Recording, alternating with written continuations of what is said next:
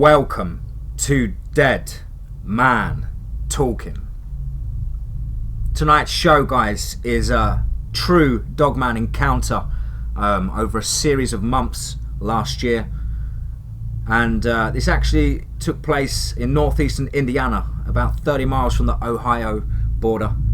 Very sad encounter, guys. I will give you a quick warning. A lot of animals got caught up with this dog man. Nightly visits. The local deer population definitely dipped, according to the witness.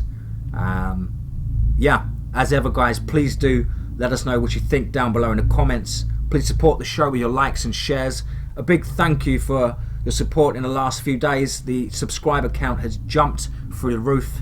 I think in the last 2.5 days it's been 76 subscribers, which is crazy. So thank you so much for that, and a big welcome to all of you new subscribers. Welcome to the DMT family. Love to see you over at the Facebook private group, DMT Cabin in the Woods. Make sure you check it out. Without further ado, let's get into tonight's story, sent over from Midwest Dogman Sightings and Research, entitled By the Power of Prayer. Let's get straight into that.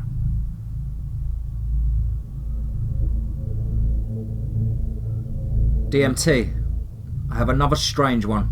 It took several hours, as I at first assumed it was only one witness, and I could not verify the entire encounter due to the second witness refusing to give their statements, and now I know why he does not wish to come forward. A lot of people do not wish to relive nightmares, as I had to relive one months ago. These encounters had been going on for months, and just abruptly stopped this past November. These occurrences started out as a once a week thing, then escalated to an every night for weeks on end. Tammy is her name. I have permission to use her first name only. She has 2 acres of land in northeastern Indiana, approximately 30 miles from the Ohio border. She had purchased the land and had a modular home put on it as a retirement gift to herself and her pets. At one time, she had 12 cats and 2 dogs. When I visited, she had only 2 dogs and 3 cats. As she started to weep, she told me the story of her nightly visitor and how her animals had disappeared. To describe the layout of the property, her home is set a 1/4 mile off the main road. She has a long dirt driveway that kind of curves around a large group of pines. Behind the home are miles of wilderness with game trails that start at her backyard and then go into the forest hundreds of yards back. To the right of her home is some more pines, a few maples and oak trees. Then beyond that is a fence line separating her neighbour's farm from her property.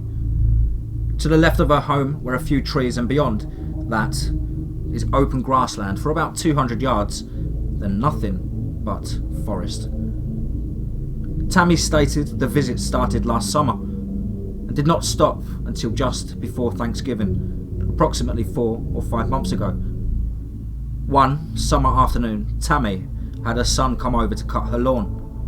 There was a small tool shed just behind her home, just outside the woodline. Her son was walking to the shed. When she said, he yelled, and a few seconds later burst through the back door. She said he was pale and sweating profusely. She thought he'd been stung by a bee, as he was allergic to them. She told him to sit down and relax and asked him if he'd been stung. He told her no, that it had been something standing beside the shed. She asked him, what did he see? He told her he was not sure, but it looked like a werewolf. She then assumed he was stung and was exaggerating and was delusional, as he drank down a bottle of water she had given him. He assured her he was not stung and he saw what he saw. He told her, go look for yourself. She then looked out the back window and she stated she saw the back of something going back into the woods. It looked like it was carrying a small animal in its hands. She asked her son, what in the hell is that? His reply was, "I told you, Mum, it's a werewolf." She said she didn't know what to make of it. Then her son told her that he was not going back out there and was not going anywhere near the woods. Tammy told her son that it was okay and to relax, and that she would have a local company come out and cut the grass. He said, "You need to tell whoever is coming out about that thing back there." She said she told him that it had to be a bear. She said it just had to be, nothing more. She said she'd convinced herself that that is what it was. Werewolves do not exist, and stated to me that she did not believe in Sasquatch. I then asked her if that may have been what she'd seen. She again said no, it was not one of those. My son, he was right. I will tell you what I did see, and it did not look like a Sasquatch, as she snapped at me and asked me to let her finish. I apologised for my interruption, and she began telling her encounter. The next morning, she contacted a local lawn maintenance company, and they came out later that afternoon. As they were cutting the lawn, one of the men knocked on the door and asked her if she was missing a cat. She said she did not know, and that she had many cats, and a lot of them were outdoor cats to keep the mice population down. He then told her that it looked as if a coyote had got one of their animals, and they had found it in the tree line behind the house. She went out to see. What she saw next was a gruesome sight. It was one of her animals, or what was left of one. It had been torn apart. She knew it was not one of her dogs that had done this. They were way too small and were afraid of the cats. So she assumed that it was a coyote. The next weekend, Tammy said she was laying in bed when she heard scratching on the back door. She said she got up and looked out the bedroom window but did not see anything. She leaves the back porch light on so the cats can see the bowl of food that she leaves on the porch for them. She said that she could see the bowl and there was nothing there, so she went back to lay down. A few minutes later, more scratching followed by what seemed to be the cats screeching as if they were fighting, which only lasted a few seconds, and then silence. So she just assumed that they'd been fighting over the food and then went back to sleep. The next morning she got up and looked to see if the bowl of food was empty. What she said she saw next shook her to her core. There were 4 more of her animals scattered about the yard. All appeared to have been fed upon. She began to get upset as the interview continued. I asked her if she wanted to continue or take a break. She said that it was okay, and she continued with her story. She then began to tell me that after a few hours she decided to go out and bury the remains of her pets. She said that she had her son come back over. He reluctantly agreed, but did agree to come over and help her. They buried the animals on the side of the house, not in the backyard, as he had brought a sidearm with him. She told him if he saw a coyote to shoot it. He said, "I told you, Mother, this was not a coyote. I told you what I saw, and you won't believe me." Over the next few weeks, she would find out the hard way that her son was telling the truth. A couple of weeks had passed when she see for herself that her son was not exaggerating. After they buried the animals, her son asked her if she would like him to put the cat food under the porch, and that he would place a piece of plywood up and cut a small opening just big enough for the cats to enter and exit. She agreed, and he put up the plywood cut in a 12-inch by 12-inch opening. This would make it hard for any coyote to get to the cats if they hid under the porch. It would give them a fighting chance at least. A week went by, and then one evening, while Tammy was watching TV, she heard a loud crash. She went into the kitchen to look out the back door, and that is when she received the shock of her life. There it was, standing beside the porch with the plywood her son had put up in its hand. Tammy said she saw it clear as day. It then tossed the plywood aside and got down on all fours and proceeded to go under the porch. Tammy said she yelled at it to go away. I asked her It? She said my son was right. It was a werewolf as tears started to run down her cheek. She said then, after she saw it, that she had ran to her bedroom, got her cell phone and called her son. She said she begged him to come over and to bring his gun. She told him it was outside and to please hurry. She said her son showed up 20 minutes later with his friend and her daughter-in-law. As she hung up the phone, she heard scratching on the back door that lasted just before her son showed up, and then it stopped as she heard the car doors slam. Tammy stated she was frantic. As her son walked through the door, Tammy's daughter-in-law told her to pack a bag and that she was going to stay the rest of the evening with them. They would bring her back home the next morning. She agreed. Her son's friend wanted to go out back to see what had happened. Tammy's son suggested to him to not do so, and that they would come back in the morning to see what had happened. The friend asked the son, "Is this over the werewolf thing that you said you saw?" Her son told him to drop it and that they would come back in the morning. Tammy said as they went out the front to get into the car, her son just stopped in his tracks as if he'd got a shiver. He asked if anyone else felt that. Tammy said yes. I asked her what she and the others felt. She said a chill. A chill, I asked, like a cold? She said no, like fear. They all felt it, even the so-called brave friend. They hurried into the car and drove away. She said as soon as they pulled out of the drive, the fear left. Tammy's daughter-in-law asked her what she'd seen. Tammy told her a werewolf. Her daughter-in-law looked at her like she was crazy. Then her son said, "I told you, mother. And I think you should move out of that house and into town." Tammy said that was not an option. That was her home. She had worked her arse off and saved for years to buy that land and home.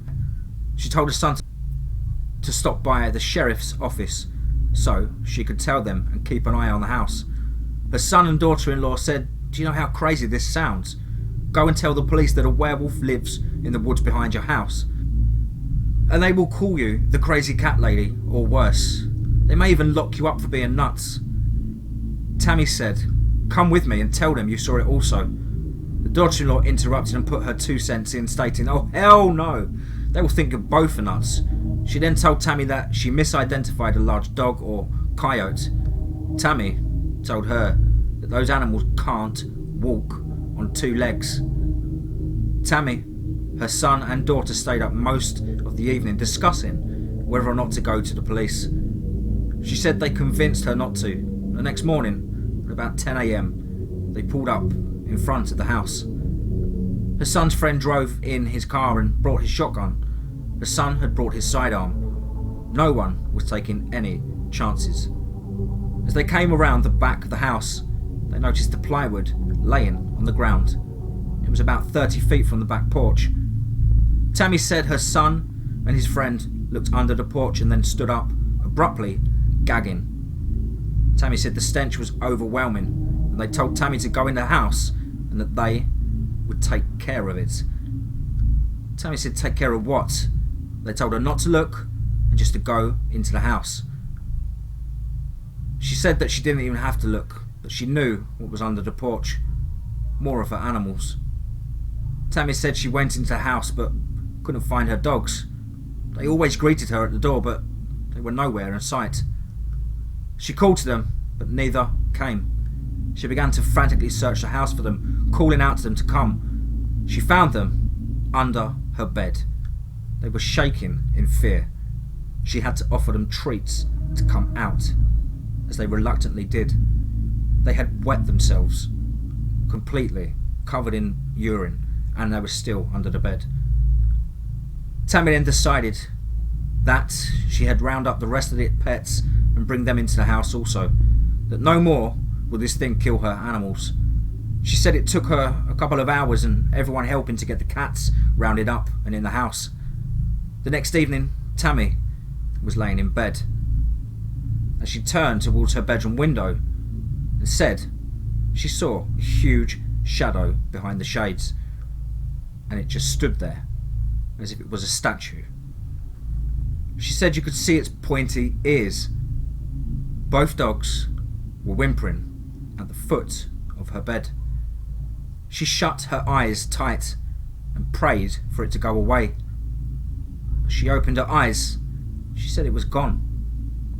She then asked me if I believed in the power of prayer. I said yes, I did. She then asked me if these things were evil. I said yes, but that I personally did not believe that these things are spiritual in nature. I told her I did not know how these creatures came to be. Why they are here, that is all speculation. I assured her that she was not alone, that many others have had these encounters. I asked her how many times after that did she believe the creature came back. She said a couple of months, that she would hear scratching on the back door and she would see the shadows move by her window. I asked her if she ever saw it directly again. Only one other time. She was getting out the shower and it was looking at her through the bathroom window. I asked her what the hell did she do. Her response was she quickly got out the bathroom, went into her bedroom and prayed. Did it work? I asked. She said she believed so. She then said that she believed these creatures were evil spirits and that the power of prayer has helped and caused them to leave her property. I asked, do you think that the food source ran out and it's just decided to move on? Maybe, she said, but prayer is a powerful weapon against evil. I asked her if any other things have happened since November. Nothing, she said. I hope it never comes back. I told her, me too. Regards, Darrel.